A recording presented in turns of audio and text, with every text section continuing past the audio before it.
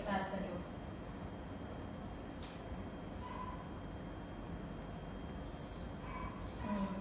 Sudah selesai. Adik-adik, mari kita berdiri. Kita akan menyanyikan lagu Cuy-Cuy. Mari berdiri.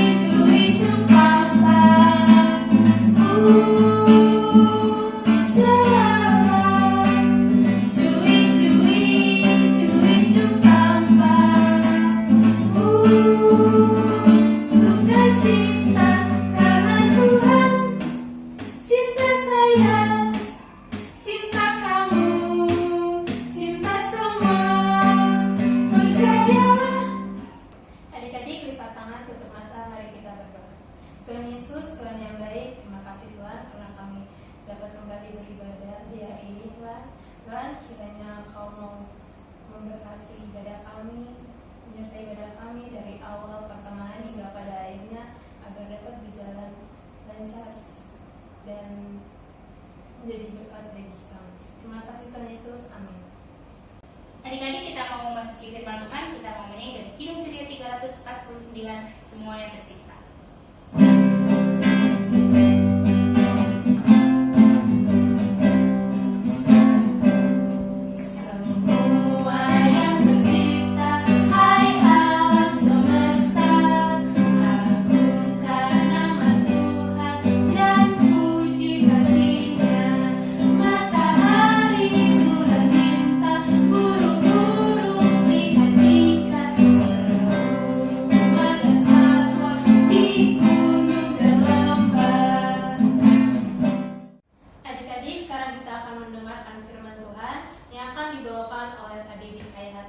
Silakan Kak Debi. Halo adik-adik, selamat hari Minggu semuanya. Salam kenal ya, kakak dengan Kak Debi. Kakak adalah kakak layan dari GPIB Jemaat Betania. Pada hari ini kakak akan melayani dalam pelayanan firman untuk ibadah Minggu Pelayanan Anak di Jemaat Horeb. Adik-adik, sebelum kita mendengarkan firman Tuhan, kita mau berdoa dulu. Siapkan hati dan pikiran kita, lipat tangannya, tutup mata, kita berdoa. Tuhan Yesus yang baik, terima kasih Tuhan untuk penyertaan Tuhan, karena kami, anak-anak-Mu, boleh datang beribadah. Dan pada saat ini Tuhan, kami mau mendengarkan firman Tuhan. Kiranya Tuhan memberkati kami, supaya kami boleh mengerti dan mau melakukan perintah Tuhan yang akan disampaikan melalui pelayanan firman pada saat ini. Berfirmanlah Tuhan, karena kami telah siap mendengarkan firman-Mu.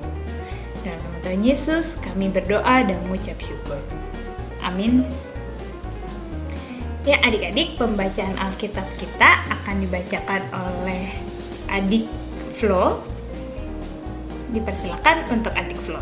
Jadi saya akan membacakan Kisah Para Rasul 28 ayat 17-29. Pembicaraan dengan orang Yahudi di Roma. 3 hari kemudian Paulus memanggil orang-orang terkemuka bangsa Yahudi. Dan setelah mereka berkumpul, Paulus berkata, "Saudara-saudara, meskipun aku tidak berbuat kesalahan terhadap bangsa kita atau terhadap adat istiadat nenek moyang kita, namun aku ditangkap di Yerusalem dan diserahkan kepada orang-orang Roma. Setelah aku diperiksa, mereka bermaksud melepaskan aku, karena tidak terdapat suatu kesalahan pun padaku yang setimpal dengan hukuman mati. Akan tetapi orang-orang Yahudi menentangnya dan karena itu terpaksalah aku naik banding kepada kaisar.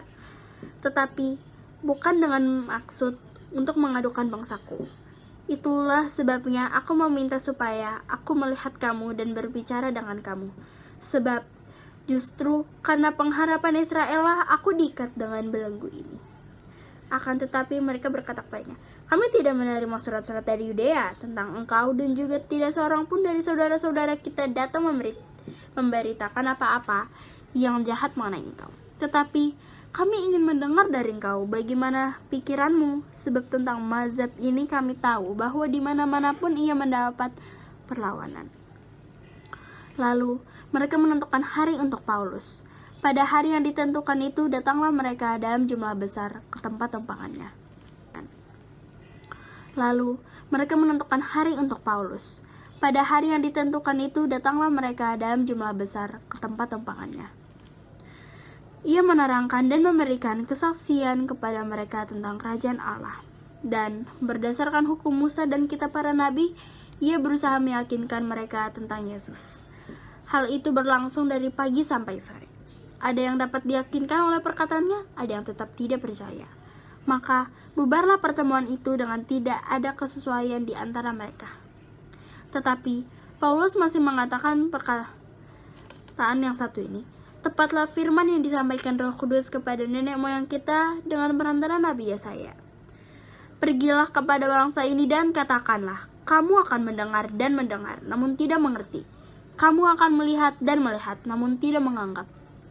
Sebab hati bangsa ini telah menebal, dan telinganya berat mendengar, dan matanya melekat tertutup, supaya jangan mereka melihat dengan matanya, dan mendengar dengan telinganya, dan mengerti dengan hatinya, lalu berbalik sehingga aku menyembuhkan mereka.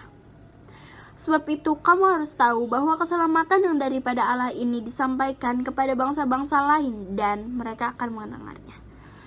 Dan setelah Paulus berkata demikian, pergilah orang-orang Yahudi itu dengan banyak perbedaan paham antara mereka.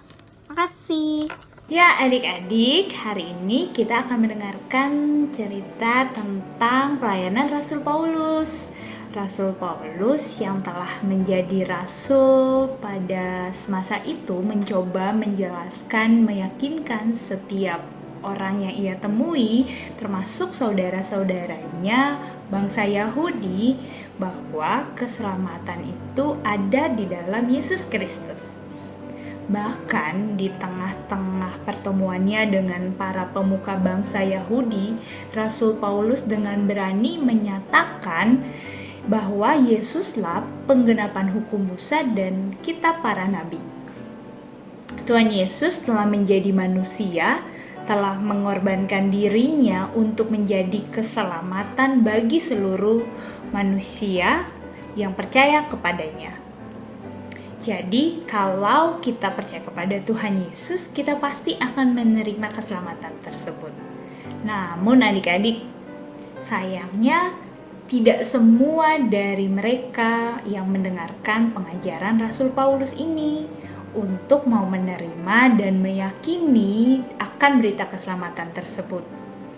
Malahan banyak dari mereka yang menolak, bahkan mau berusaha memasukkan Rasul Paulus ke dalam penjara loh.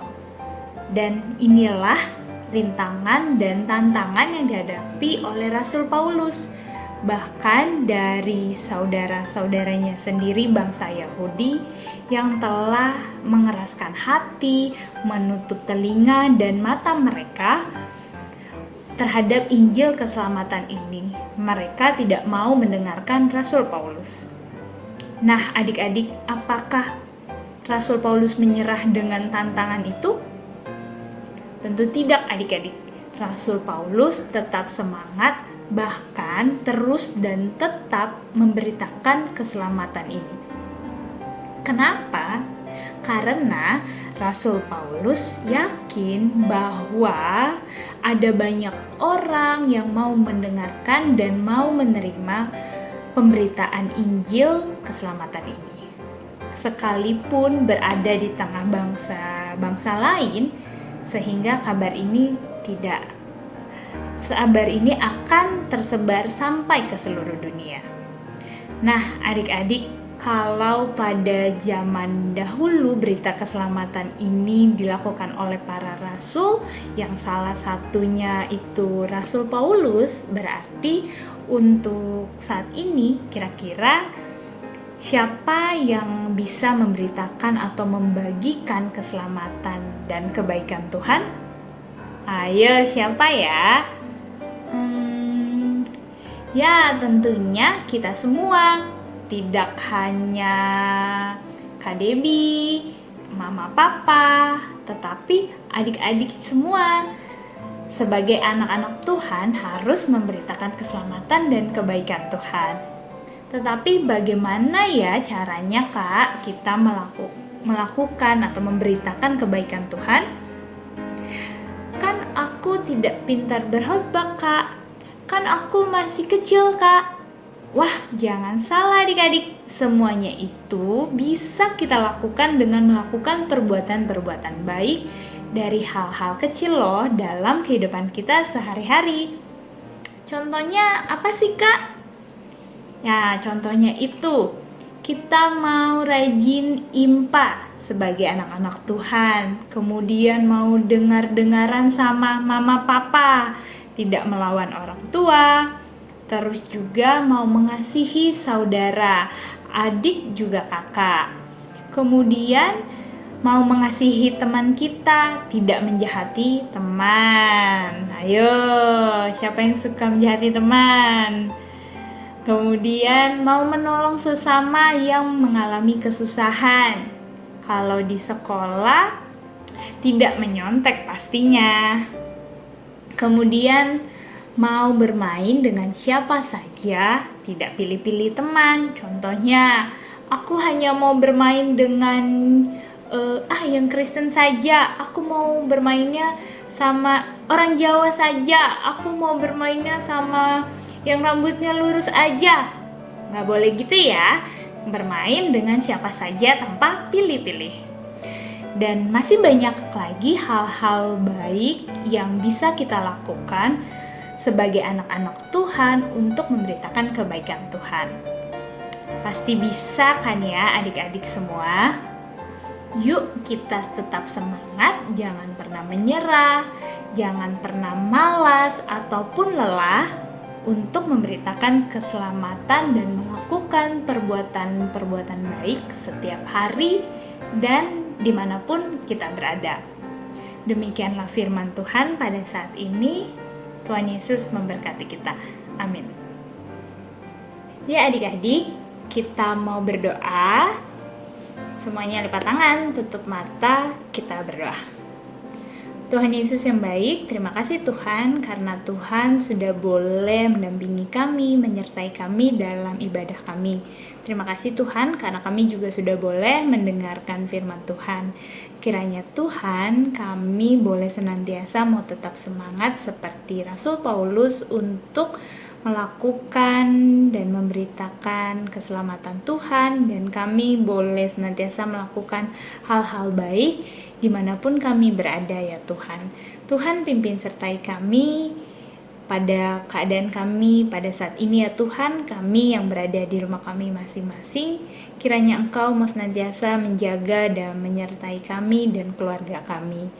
Tuhan Yesus yang baik, sertai kami sehingga kami boleh menjadi anak-anak yang baik, yang mau dengar-dengaran akan orang tua.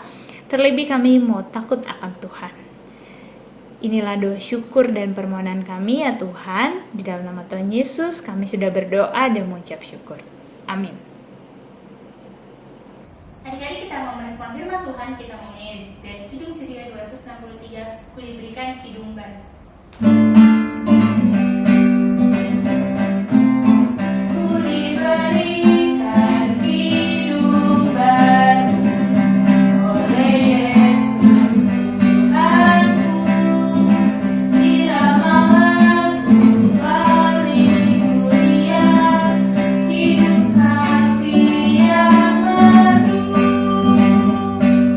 Hatiku bersuka cita